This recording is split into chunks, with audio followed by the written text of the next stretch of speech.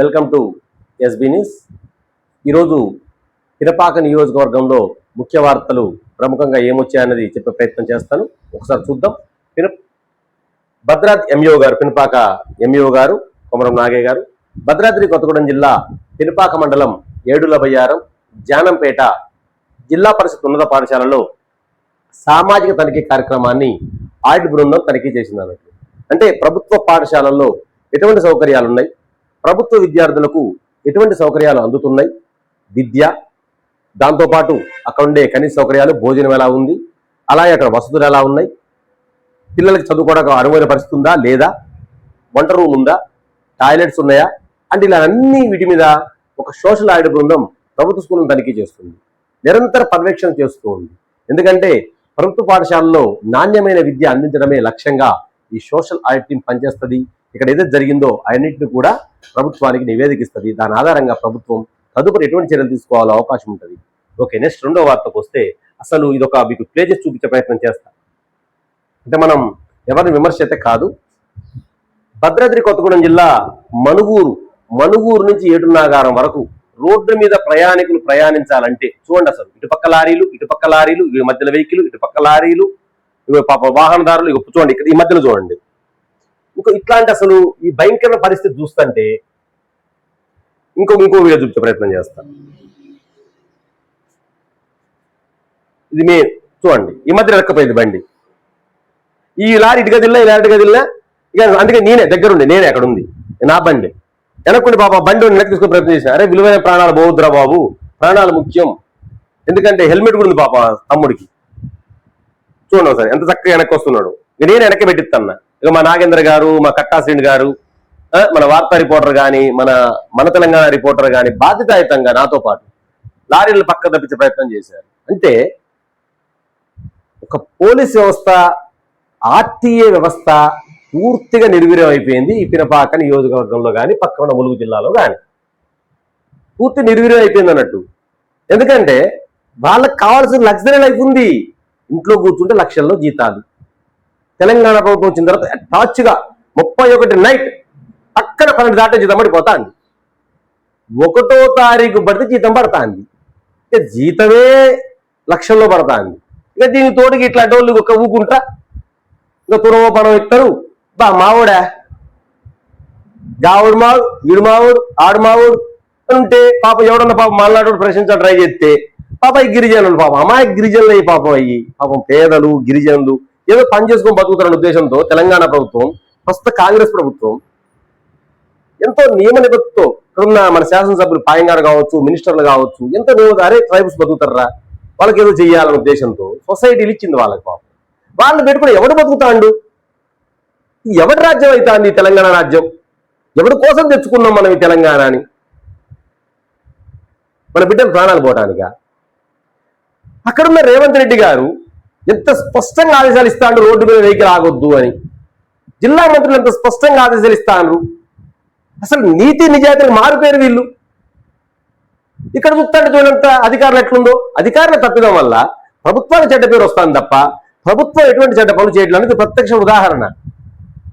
ఎందుకంటే బీట్కి అధికారులు ఉంటారు, బీట్ కానిస్టేబుల్ ఉంటారు, చాలా మంది ఉంటారు. రోడ్డు మీద నుంచి కేసులు రాస్తా ఉంటారు. పాప ఒక అమ్మాయి కూలీ పెట్టే వాళ్ళకి, గనాలి పెట్టే వాళ్ళకి గిలమే రాయొచ్చుగా.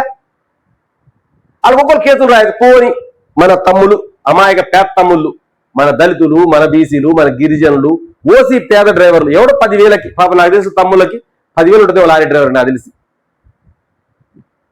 ఆ 10,000 జీతానికి పాపాలు పొట్ట చేతిలో పట్టుకొని ఇంట్లో భార్య బిడ్డ వదిలేసి పిల్లల్ని గవర్నమెంట్ స్కూల్ పంపించకుండా వీళ్ళు ఈ జీవనం కొనసాగుతారు. అన్నం కూడా పాపం ఏదో క్యాజువల్లో కూర్చొని తింటా ఉంటారు. వీళ్ళు వస్తే వీళ్ళ మాత్రకి వచ్చి ఇక కర్రీ లాంటిది బాధ బాధంటారా కొట్టంటారా. ఎందుకంటే 10,000 జీతం కాడు కదా. నీ ఎవ్వ ఆ ర్యాంప్ ఒక రైజింగ్ కాంట్రాక్టర్ పట్టుకొచ్చి బూతులు వాడకూడదు కాబట్టి చెప్పట్లే. ఇదే పోలీసులు ఈ పదాలు వాడి బడ్డ కొట్టుకుండా మనుగుడు చేరున్నారుగా జీబు కట్టుకుని అంకుశ సినిమా లెవెల్ పట్ట పోవాలా, అంకుశం రాజశేఖర్ లాగా. అప్పుడు వస్తుంది పోలీసు వ్యవస్థ మీద నమ్మకం. అప్పుడు వస్తుంది ఫ్రెండ్లీ పోలీసింగ్ అంటే నమ్మకం. ఫ్రెండ్లీ పోలీసింగ్ అంటే ఎవరికి? పేదోడికి ఫ్రెండ్లీ పోలీసింగ్, ఉన్నోడికి కాదు. ఇచ్చే జీతం ఎవడు ఉన్నోడు మీకు రూపాయి కట్టట్లా. మీరు తీసి చూసుకొని కావాలంటే పేదోడే కడతాడు, పప్పు రూపంలో, ఉప్పు రూపంలో. ఐటీ రిటర్న్స్ పెట్టుకుంటాడు, దొంగ బిల్లులు పెడతాడు, మొత్తం వెనక తీసుకుంటాడు ఆడు. లేదా దానాలు చేసినావు ధర్మాలు చేసినావు అంటాడు, మొత్తం వెనక తీసుకుంటాడు. తప్ప నిజమైన ట్యాక్స్ కట్టోడు పేదోడే. పాప ఇట్లా లారీ డ్రైవర్లే, ఇట్లాంటి బిడ్డలే. ఇక ఈ దౌర్భాగ్యం వచ్చింది. మరి ఆ దౌర్భాగ్యాన్ని మార్చడం ఎవరొత్తరో తెలియదు. గత ప్రభుత్వం 10 సంవత్సరాలు అట్టే ఏడ్చొచ్చారు. ఇప్పుడు 3 సంవత్సరాలు అయినా ఇట్లా ఈ మొత్తం సగం ఈ అధికారుల వల్లే ప్రభుత్వాలు చనిపోతుంది తప్ప నిజంగా ఎంత నాణ్యత ప్రభుత్వాలు పనిచేస్తున్నాయి అధికారుల తీరు వల్ల లేదు. మళ్ళీ ఒకటోసారి గీతాలు మళ్ళీ. ఇక నెక్స్ట్ ఇదొకటయ్యా, దీనికి తోడు ప్రపంచంలో ఎవడూ లేనట్టు ఇది ఏంటంటే కాంతారావు ఒక మహిళ అసభ్యంగా ప్రవర్తించిండు, కేసు అయింది, అది లీగల్ పరిధిలో ఉంది, చట్టం తన పని తను చేసుకుంటది. తప్పు చేస్తే భారత రాజ్యాంగంలో ఎవరికైనా శిక్ష ఉంది. మహాత్మా గాంధీని ఆ రోజు బ్రిటిష్ జైల్లో పెట్టారు, నెహ్రూ గారిని పెట్టారు, అమ్మా అని పిలుచుకుని ఇందిరమ్మ ప్రభుత్వం అని చెప్పుకుని ఇందిరాగాంధీని జైల్లో పెట్టిన ప్రభుత్వాలు ఉన్నాయి. ఎమర్జెన్సీ టైంలో భారతదేశం వచ్చిన తర్వాత పోయిందా?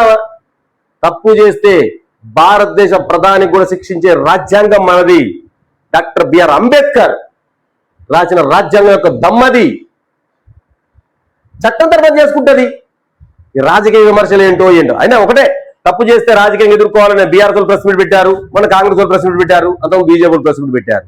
మరి ఏంటో మరి అది పోనీ చట్టం చేస్తుంది. తప్పు చేస్తే శిక్ష అనుభవిస్తాడు, తప్పు చేయకపోతే కడిగిన ముత్యంలాగా బయటకు వస్తాడు, వజ్రంలాగా బయటకు వస్తాడు. పొగుడుదాం, అది రాజకీయ విభేదాలు ఏమన్నా కానీ ఇంకా అది దాని గురించి మాట అవసరం కూడా లేదు. ఇక నెక్స్ట్ ఇక డిఎంహెచ్ఓ గారు, ఇక ప్రభుత్వం విద్య తర్వాత నిన్న పిరపాక జానపేట ప్రాథమిక ఆరోగ్య కేంద్రాలు తనిఖీ చేసిండాయా. కనీసం ప్రెస్ మీట్ లేదు, వచ్చినట్టు మీడియా తెలవదు, ఎందుకు వచ్చినట్టు తెలవదు, ఎందుకు పోయినా తెలవదు. ఒక డిఎంహెచ్ఓ వస్తే ఆ మీడియాకు చెబితే సార్ ఫలాంకాలకు ఈ ప్రాబ్లం వచ్చింది సార్ అని ఆ ప్రజలు పోయి ఆ మీడియా వాళ్ళు చెప్తారు కదా. నువ్వు తనిఖీ చేసి ఏం పీకినవయ్యా, ఏం చేసినవయ్యా, నువ్వు ఏం చెప్పినా వాడుకొని బయటకు వచ్చి కానీ వాళ్ళు ఫోటోలు పంపారు. పాపం మా డాక్టర్లు మా డాక్టర్లు పంపారు, మేము విశ్వాసం. ఆ డిఎంహెచ్ఓ ఎందుకు వచ్చిందో తెలవదు, ఎందుకు పోయాడో తెలవదు. ఏం తనిఖీ చేసినవయ్యా అంటే ఏం చేసిండో ఏమో మరి ఎవరు తెలుసు. వాళ్ళ సిబ్బంది ఉన్నారు, వాళ్ళే ఉన్నారు, ఉంటేగా తెలిసేది ఎందుకు వచ్చాడు ఎందుకు పోయింది అన్నది. అయ్యా అధికారులు, జిల్లా అధికారులు కాస్త మీరు గ్రామంలోకి వస్తే ఆ సడన్ విజిట్ వస్తారు, మంచిదే, దాన్ని అభినందిస్తాం. మా జిల్లా కలెక్టర్ గారిని మీ విషయంలో బాగా అభినందిస్తాం. ఎందుకంటే మా కలెక్టర్ గారు వచ్చిన తర్వాత విద్యా వైద్యం మీద ఫేస్బుక్ లో పోస్ట్ పెట్టినా పెద్ద పేపర్ అట్లా రాయమని కూడా వదిలేనాడు గురించి. కానీ పెద్ద పత్రిక చచ్చిపోయిన ప్రజా సమస్యలు రాయి, మీరు చూసుకుని కాదు ఏ పేపర్ చూసుకొని. మొన్న ఆ ఢిల్లీలో కూడా జరుగుతా అంటేనే ఆ కాకరోజు జనతా పార్టీ ఒక్క పేపర్లో రాల. ఏమన్నా హైదరాబాద్ లో పోరగలందరూ రోడ్డు దిల్సు దగ్గర ఎక్కితే ఒక్క పేపర్ రాదు. మరి ఎందుకంటే వాళ్ళ యాడ్స్ కావాలి కదా, తప్పదు. మరి వాళ్ళు ఏం చేస్తాం, వాళ్ళు పాపం పేదోళ్ళు, పాపం పెద్ద పత్రికలు పేదోళ్ళు కదా, బీసీ వర్గాలు దళితులు ఎస్సీలు నడుపుతారు కదా పాపం. వాటిని ఎందుకు వస్తాయి మరి చేసి అగ్ర కులాలుగా రోడ్డు ఎక్కి ధర్నా చేసింది పాపం. మరి అగ్ర కులాలు కదా రోడ్డు ఎక్కి ధర్నా చేసింది, నాకు ఉద్యోగం కావాలని. బీసీలు ప్రశాంతంగా ఉన్నారు కదా ఇంట్లో కూర్చొని, పత్రికలు వాళ్ళకి వచ్చినాయి కదా బీసీలకి ఎస్సీ ఎస్టీలకి. సిగ్గుండాలయ కాస్త చిచ్చి. ఇక ఇసుక అస్సలు ఇంకోటి చెప్పాలంటే నువ్వు మర్చిపోయావు. రామంజారం గుట్ట ఒకటి ఉంటుంది మణుగూరులో, రామంజారం గుట్ట ఉంటుంది. ఆ గుట్ట ఎక్కడానికే ఒక లారీ ఓడు ఫస్ట్ గేర్ వేసుకొని లోడ్ గేర్ వేసుకొని ఇట్టా 5 స్పీడ్లో పోతా ఉంటాడు. మీరు వచ్చేప్పుడే ఉన్నాయా ఎవడేంటి మీరు ఎవ్వడే రాండి. అసలు తెలంగాణ ప్రభుత్వం కానీ ఇప్పుడు వచ్చిన కాంగ్రెస్ ప్రభుత్వం కానీ రైల్వే లైన్ తీసుకుంది బీటీపీఎస్ కోసం. వాళ్ళకేదో ఇల్లులు కట్టేయడానికి పక్క నుంచి రోడ్డు తీస్తే ఇంకమ్మా వాళ్ళ ఇల్లేమో కానీ ఇసుక కుప్పల కింద మారిపోయింది ఆ భూమి అంతా. ఏదో మా పేదలకి, బీసీలకి, ఎస్సీలకి, ఎస్టీలకి, ఓసీ పేదలకి ఇస్తే అది ఇసుక కుప్పలు తప్ప ఏం లేదా, మొత్తం ఇసుక చేసి పడేశారు. అవి కానీ ఆ దౌర్భాగ్యం మా పేదలకు 2,000-3,000 వస్తాయి. ఆ భూమి కంపల్కొద్దాని ఇసుక పూర్తిగా దేనికన్నా ఆ భూమి పనిచేస్తుందా? ఒక మొక్క బతికిద్దా అందులో, ఒక గడ్డి పుడుతుందా దాంట్లో? ఏమి సిగ్గు చేయటయ్యా అది. పేదలు ఇల్లేసుకోండి అయ్యా అని ప్రభుత్వం గారు తలాలిస్తే ఈ మట్టి కుప్పలు చేసారు కదా కాంట్రాక్టర్లు. ఏమంటే మంత్రుల పేరు చెప్తారు. మా ఇంకో అదృష్టం మా జిల్లా మంత్రుల పేరు చెప్పట్లేదు. అయ్యో సంతోషం, మా జిల్లా మంత్రుల పేరు చెప్పట్లే. ఏదో జిల్లా మంత్రులు అట వాళ్ళు, మరి ఏ జిల్లా మంత్రులు మాకు తెలియదు. పోయేది మా ఖమ్మం జిల్లానే కదా పాప, మా గిరిజన జిల్లా. వాళ్ళు పాప మంచి అపార్ట్మెంట్లు ఉంటారు కదా, మా పేదలు కదా పాప. దచ్చేది ఆ రోడ్డు పక్కన అప్రోచ్ రోడ్డు తీశారయ్యా, అమాత లారీలే. ఎవడన్నా సరే ఏ ఆర్టీఐ అధికారులు చూసిండే దాన్ని అట్లా అట్లా పెడతారాయా? మీరు చెప్పండి. నేను బహిరంగ కామెడీ మీరు చెప్పండి, పెడతారు అట్లా అటు రోడ్డు పెట్టొచ్చా? అట్ట ఎక్కడన్నా అట్లా ఉంటుందా రోడ్డు? ఒక గుట్ట మీద స్ట్రైట్ గా రోడ్డు ఎక్కడన్నా ఉంటుందాయా? చెప్పండి అసలు. పోనీ నేను తప్పు చెప్తాను, కామెంట్ చేయండి. అట్లా ఉంటుందని ఉండొచ్చు అంటూ కామెంట్ చేయండి. చిచ్చి సిగ్గైతుందా? ఆ పనికి మాలిన వాటి మీద రాస్తారు కానీ ఆ పనికి వాడి మీద కేసులు రాస్తారు కానీ ఇట్లా గాల మీద ఎందుకు రాయరో నాకు అర్థం కాదు. ఆ ఇచ్చిన అధికారం కూడా లుచ్చాగాడు కూడా నాకు అర్థం కావట్లేదు. ఆడ పర్మిషన్ లుచ్చాగాడు కూడా అసలు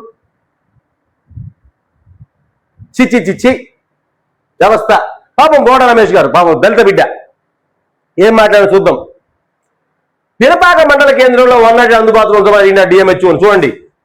పాపం 108 ఉంటుంది. ఏడుల బయారంలో పాపం 108 ఆఫీస్ కట్టారు. గతంలో సతీష్ రెడ్డి గారు ఇప్పుడు బీఆర్ఎస్ పార్టీ మాజీ మండలాధ్యక్షుడు ఉన్నాడు. వాళ్ళ నాన్నగారి పేరు మీద అక్కడ గతంలో లైబ్రరీ పెట్టడం జరిగింది. మరి లైబ్రరీ అంటే తెలుసుగా జనాలకి ఎంత ఆధారం ఉందో. ఎక్కడైనా ప్రభుత్వ విద్య అంటే ఎవరు రాడలేండి, అది జరగదు. అది పాప ఆయన ఏదో మంచి ఆశయంతో పెట్టిండు సతీష్ రెడ్డి గారు. ఎడం నుండి మనం పొగడాల్సిన ఏ పార్టీలో చావని మంచి పని మంచి అని చెప్తాం, మంచోడు అంటాం. అది పార్టీ హౌస్ పెట్టి ఆడ పెట్టిండయా లైబ్రరీ అవ్వడు రాలే. చివరికి దాన్ని ఏదో 108 ఆఫీస్ చేశారు. 108 బ్యాంక్ ఎదురు ఉంటుంది. అది పగడాల వెంకరెడ్డి గారి పేరుతో అద్దగా నిర్మించింది ఆ స్థలాన్ని. ఓకే, దాన్ని ఎవరు దాతలు పక్కన వెంకరెడ్డి గారు ఎవరు ఉంటారో దాత ఇచ్చిండో లేదో ఆ రోజున ప్రకారం జరిగింది. ఇక తర్వాత దాన్ని ఎవరు రాకపోతే 108 ఆఫీస్ కింద మార్చారయ్యా. ఆ 108 ఏదో పినపాకలో ఉంచండి అయ్యా, కొంచెం అందుబాటులో ఉంటుంది. రోజు పాప ఈ నుంచి వచ్చి ఒక 10 నిమిషాలు ఎడితే దాని ఆయన పరంగా ఆయన అడిగి డిఎంహెచ్ఓ గారిని 108 అంత మంచిగా చాలా చూడండి. ఆయన పాప డిఎంహెచ్ఓ మాట్లాడిన వీడియో కూడా మీకు విజువల్ చేసి చూపిస్తా.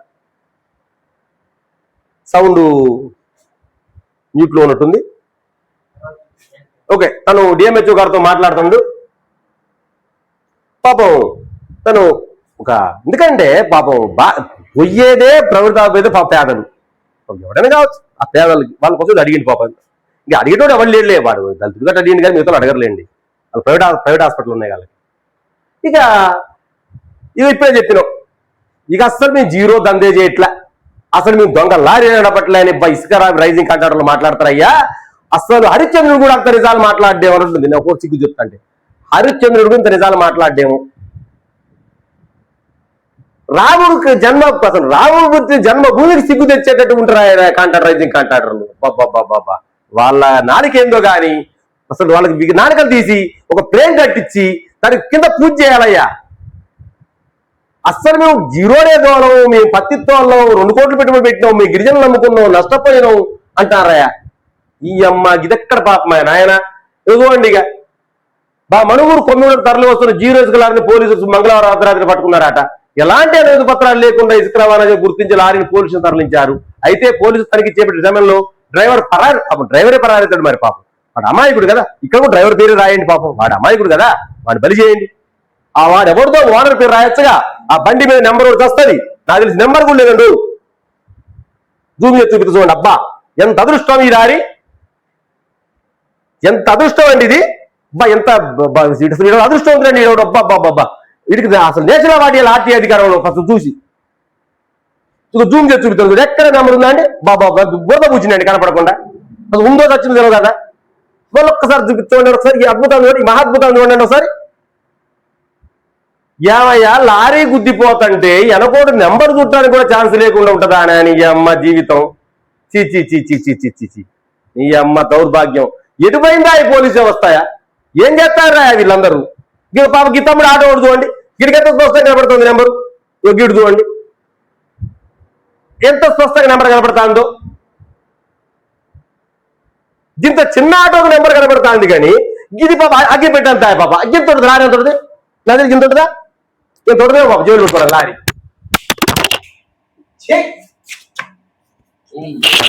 సిగ్గులేని జన్మలు సిగ్గులేని వారాలని.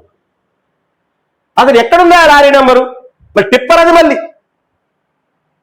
అంటే ఎంత మంచిగా రాజమార్గం వేస్తారో బుద్ధి సంపండరా బాబు అని.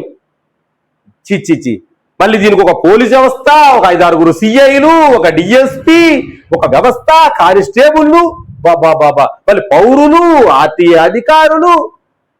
చీ సిగ్గైతే అది పట్టుకోవడం.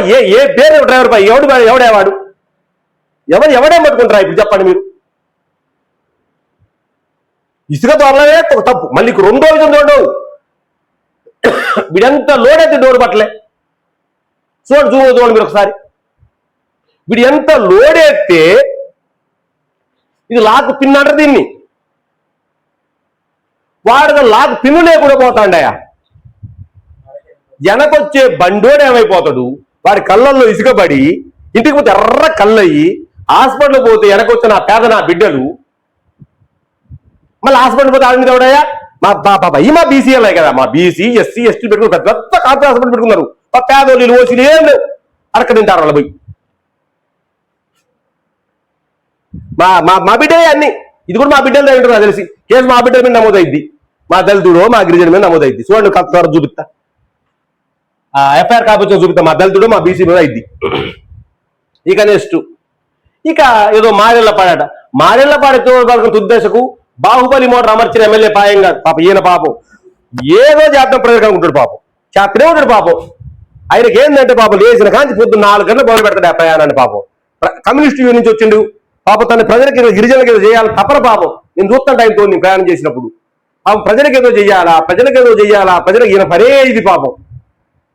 ఆ సింగరేట్ లిఫ్ట్ ఇరిగేషన్ కట్టినా, తర్వాత ఇంకొకడ కట్టినా, ఈ చెక్ డ్యామ్లు కట్టినా పాపం ఆయన కొన్ని చేసింది లేదు పాపం. వాస్తవంగా ఆయన్ని మనం తప్పంటానికి వీల్లేదు పాపం. ఆయన కాళ్ళ కావాల్సి ఇంకోటి ఉంది, ఆ దుమ్ముగూడమోని ఈ మధ్య మనుగురు కూడా కడితే పాపం మనోడు దేవుడికి నిలిచిపోతాడు. ఒక సరార్థ కాటం లాగా ఉంటాడు మన ఎమ్మెల్యే గారు ఈ ప్రాంతానికి. ఒక మంచి వ్యక్తి ఆ వ్యక్తి, మన ఆయన కాదనలేవు.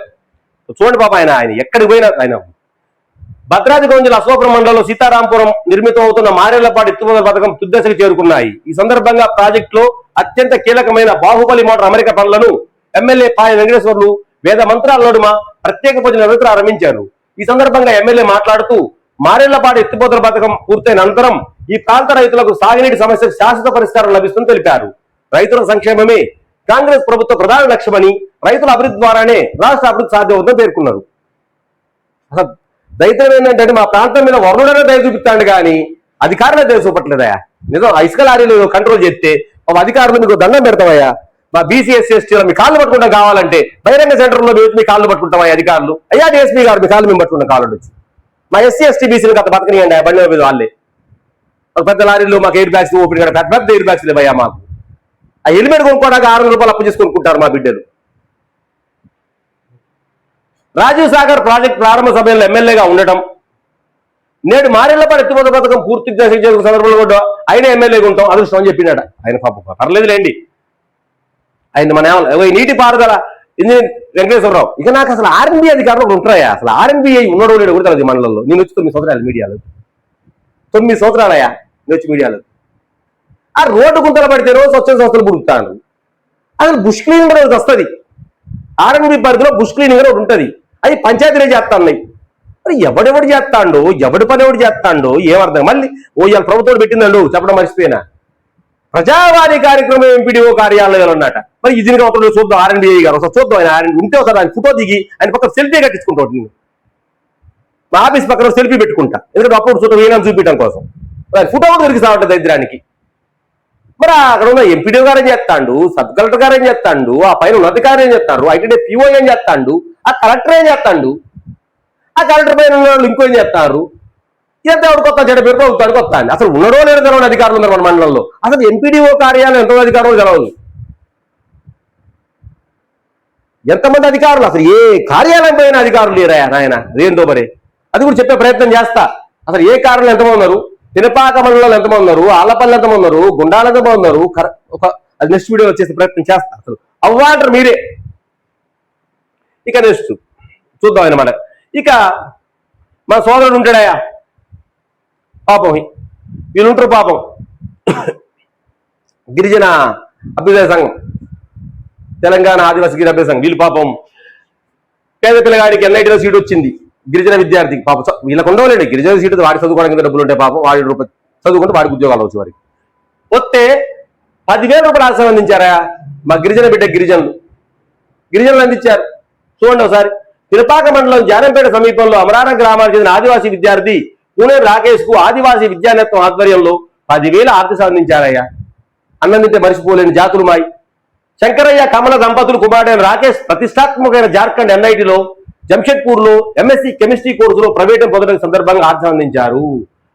చూడమ్మా, ఈయన ఇక్కడ ఇచ్చిన వాళ్ళు చూద్దాం. ధనసరి నరసింహమూర్తి గారు లాయర్ అండి. ఆయన ఒక దళితుడై ఉండి లాయర్ స్థాయికి ఎదిగిండు, అడ్వకేటు. కొమరం శ్రీను గారు, విద్య అనిల్ గారు, సుతారి కృష్ణకుమార్ గారు, వద్ద రమేష్ గారు దీనికి ఆర్థసేవలు ఇచ్చారండి. దీనికి విద్యార్థుల భవిష్యత్తు కోసం దాతల ముందుకు అభినందనమని, ప్రతిభావంతులైన ఆదివాసీ విద్యార్థులు ఉన్నత విద్యకు సమాజం మరింతగా అండగా ఉండాలని ఆదివాసీ విద్యావేస్తం కోరిందట. అసలు చూడండి ఎంత మంచి కార్యక్రమం. చదువుకునే పిల్లగాడికి చేస్తే ఎంత గొప్ప పుణ్యం అండి. గుడిలో 100 రూపాయలు వేస్తే బిచ్చగాళ్ళు తయారవుతారు. చదువుకునే పిల్లగాడికి 100 రూపాయల పుస్తకం కొనిస్తే ఒక దేశానికి మేధావి తయారవుతాడు. పుస్తకాన్ని ఇవ్వండి. అట్లని హిందూ సాంప్రదాయాన్ని కించపరచడం ఎక్కడ మా ఎస్బీని చెప్పదు, ఎక్కడ ప్రోత్సహించదు. హిందూ సాంప్రదాయాల గొప్పతనాలు చెబుతూ విద్య యొక్క ప్రాముఖ్యతను చెప్పాలి. ఇక నెక్స్ట్ ఈ బయార్లో చెప్పిన వారి ఇందాక పాపం భద్రాచలం అభివృద్ధి పనులు కలెక్టర్ గారు నిన్న విజిట్ చేశారు. అభివృద్ధి పనులు భద్రాచలం రామాలయం కూడా అయోధ్య దక్షిణ అయోధ్య ఉండాలి. మన రామ జన్మభూమి అయోధ్య తర్వాత భద్రాచలం దక్షిణ అయోధ్య, దాని పనులను పర్యవేక్షించారు. ఇక రాజకీయ కక్ష అంటూ గుండాల నుంచి వీలు కూడా ఇచ్చారు. ఇందాక పినపాకం చూసినాం.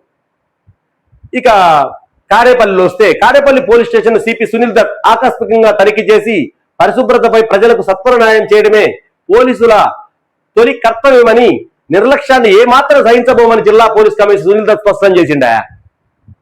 అసలు నిర్లక్ష్యాన్ని సహించాలని చెప్పిండు అన్నట్టు. మరి రోడ్డు మీద లారీలు చూస్తే అసలు నిర్లక్ష్యం లేదు. అసలు పాప చూస్తే నిర్లక్ష్యం లేదు. మా సార్ ఒకసారి రాండి సార్ మా దగ్గర కూడా దయచేసి.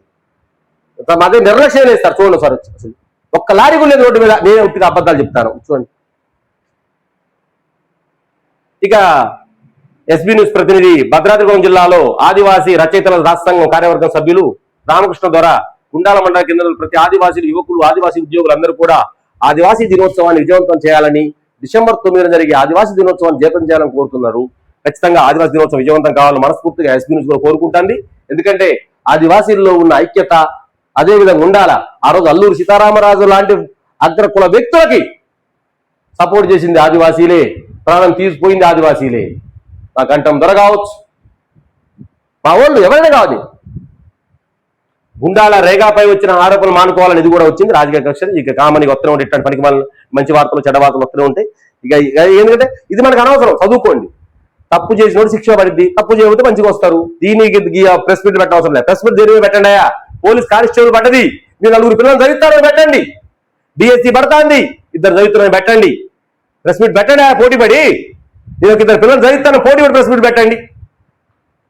బీజేపీ పెట్టండి, కాంగ్రెస్ పెట్టండి, సిపిఐ పెట్టండి, లోక్సత్తా పెట్టండి. అసలు విషయం ఏంటంటే ఇంకో విషయం చెప్పాలి, చివరిలో చెప్పాలనుకున్నా. విలేకరులు ఎక్కువైనరు అంటారయ్యా. ఆడ చూసినా రాజకీయ పార్టీలు ఎక్కువ కాలేదయ్యా. అడుగుతానా, రాజకీయ పార్టీలు ఎక్కువ కాలేదా? ఆ మాట ఎందుకు అర్రా మీరు? అంటే వాళ్ళు మంచి వాళ్ళ. 4th ఎస్టేట్ జర్నలిజాన్ని కించపరచడం కాదు, ఒక అధికారం బురద తీయడానికి పక్క మండలంతో వార్తలు రాపియటం, ఒక వ్యక్తిని బురద రాయడానికి ఇంకో పక్క మండలంతో రాపియటం. అంటే మా తమ్ముళ్లలో, మా కులంలో, మా జాతిని దొక్కడానికి మా జాతితో కుట్ర చేపిస్తుంది ఎవరయ్యా? ఏ బిడ్డలయ్యా మీరు గుర్తుంచుకోండి అయ్యా. బీసీ బిడ్డలయ్యా రాపిచ్చింది, గిరిజన బిడ్డలయ్యా రాపిచ్చింది, ఎస్సీ బిడ్డలయ్యా రాపిచ్చింది కాదయ్యా. మీరు చూసుకోండి, ఎవరు రాయించారో చూసుకోండి. బీసీ బిడ్డలు ఆ పనులు చేయరు. నిజమైన బీసీ బిడ్డ చేయడు, నిజమైన ఎస్సీ బిడ్డ చేయడు, నిజమైన ఎస్టీ బిడ్డ చేయడు, నిజమైన పేద ఓసీ బిడ్డ కూడా చేయడు. దోచుకునే బిడ్డలు మా జాతి నిర్వీర్యం చేయడానికి చేస్తారు. దీనికి చిన్న కథ కూడా చెప్తా. మా కమ్యూనిస్టులు చెప్తారయ్యా, కమ్యూనిస్టుల పోరాటాలు చెప్తారయ్యా. ఏంటంటే మేకలన్నీ గుంపుకుంటాయట, దానికి కాపలు ఉంటాయట. లేదా గొడ్లు అనుకుంటాం, గొడ్లు మేకలు గుంపుకుంటాయట, దానికి కాపలు అయ్యాక రౌండ్ కంచె కడతారట. కంచె కడితే సాయంత్రం తోలుతుంది, మేపకొత్తడు సాయంత్రం తోలుతారు అన్నట్టు. చక్క ప్రశాంతంగా ఉంటాయట. ఎన్ని ప్రశాంత పడుకుంటే ప్రశాంత అంటే ప్రశాంతం. ఈలోపు పులి వస్తుందట. పులి ఏమనుకుంటది, ఈ బిడ్డలన్నింటి తినాలా, ఈ మూగ జీవాలు తినాలా అనుకుంటుందట. అని ఏం చెప్ది, ఉద్యమం తింటదా తిందు మెడ పెట్టిద్దా, మేక తిన మేక పెట్టిద్దిట. మా బీసీ బిడ్డలు అట్టే కదా, మేకలు లాంటి కదా, గొడ్డలు లాంటి కదా, ఎస్సీ ఎస్టీ బిడ్డలు. వాళ్ళు ఏం చెప్తారా, పులి అన్ని పుల్లు చెప్పట్లే. రాజున్న సింహాలు లాంటి ఉన్నారు గొప్ప వాళ్ళ గురించి చెప్తాం. పుచ్చలపల్లి సుందరయ్య రెడ్డే అని గొప్ప చెప్తాం. తెలంగాణ ఉద్యమంలో రెడ్డే గొప్ప చెప్తాం. కమ్మల గురించి గొప్ప చెప్తాం, కాపుల గురించి గొప్ప చెప్తాం, మంచోడు అంటాం. అయితే ఇక్కడ బిడ్డలు ఏమైందంటే ఆ పులి ఏమంటదట, ఏమే మీకు 4 కాళ్ళు ఉన్నాయి, నాకు 4 కాళ్ళు ఉన్నాయి, నాకు చెవులున్నాయి, నీకు చెవులున్నాయి, నీకు ముక్కుంది, నాకు ముక్కుంది, నీకు నోరుంది, నాకు నోరుంది, నేను ఎంత ప్రశాంతంగా బయట తిరుగుతున్నా, మీరు చూడండి పొద్దున తిరుగుతారు, సాయంత్రం వచ్చి బందీకాలు ఉంటారు అంటదా. ఈ నిజంగా ఒక రోజు ఉంటాయి, రెండో రోజు ఒక ఏమంటారు తెలుసులనే చూసినవా, నిజంగానే అది ఒంటరి తిరుగుతా అంది, మనం తిరుగుతానవా, రోజు కట్టేస్తా అండు, 2 కొడతా అండు అంటదాట. ఇలా అన్ని అనుకుంటాయి, ఈడు మాట 2 వర్గాల తీనలా, ఈ కాపరి మాట కొన్ని కావేయడం ఇవన్నీ కలిసి బయటపడిపోతాయి అడవులు, ఈ మూలక ఆ మూలక ఆ మూలక ఆ మూలక కాపరి అన్ని పోతాయి. ఈ పులేం చేసినప్పుడు ఒక్కొక్క దాన్ని ఎటేసుకొని వస్తుంది. చివరికి ఏది మిగిలిద్ది? పులే మిగిలిద్ది. ఐక్యంగా ఉన్న జాతులను నశింపజేయడానికి వచ్చిందే పులి లాంటి వ్యవస్థ. అలాంటి వ్యవస్థను చేయాలంటే మన జర్నలిస్టులు కానీ, మన బీసీ ఎస్టీ ఓసీ పేద ఓసీలు కూడా ఐక్యంగా ఉండండి. జర్నలిస్టులు పేదల పక్షాలు ఉంటారు, రక్తం అలాంటిది. జర్నలిస్టులకు శాలరీస్ ఉండవు, మీకు తెలుసా? ఎవరికైనా తెలుసా మీకు? శాలరీ ఉన్న కామెంట్ పెట్టండి. ఇవి చూడండి, ఇస్త్రీ బట్టల గుళ్ళు ఇంట్లో మా అయ్య మా అవ్వ సంపాదించి పెడతా ఉంటే తిని బతికే పరిస్థితి. ఎవడైనా జర్నలిస్టు, నేనే కాదు. చివరికి ప్రశ్న బయటకు వస్తే సార్ నమస్తే సార్, టీ తాగండి సార్. దీనికోసం చేస్తారు జర్నలిస్టులు. ఏదో చేయాలో పొద్దున బ్యాగ్ వేసుకొని బయలుదేరతారు పాపం. ఓ సంచి పట్టుకొని, ఒక పెన్ను పట్టుకొని, జేబు గిట్ట పెట్టుకొని. ఇప్పుడు ఆ పెన్ను కూడా లేదులే. ఇప్పుడున్న అదృష్టం ఏంటంటే చక్కగా యూట్యూబ్ ఛానల్లో మాట్లాడతారు. అసలు వాళ్ళ కష్టం ఏంటి? మీరు చేస్తారా 10 రూపాయలు లేని పని? 10 రూపాయలు లేకుండా కష్టపడేటోడే నిజమైన జర్నలిస్ట్. ఇంట్లో బియ్యం ఉండవు, పిల్లలకు అన్నం ఉండదు, పిల్లలకు నిజమైన చదువు ఉండదు, కానీ ప్రజలకు ఏదో చేయాలనే ఉద్దేశంతో జర్నలిస్ట్ ప్రయాణం కొనసాగిద్ది. అలాంటి జర్నలిస్టులు లక్షల మంది ఉన్నారు. ఎవడో ఒకటి కలుపు మొక్కలు ఉంటారు. ఆ కలుపు మొక్కల గురించి మొత్తం జర్నలిస్ట్ వ్యవస్థ దయచేసి కించపరచొద్దు.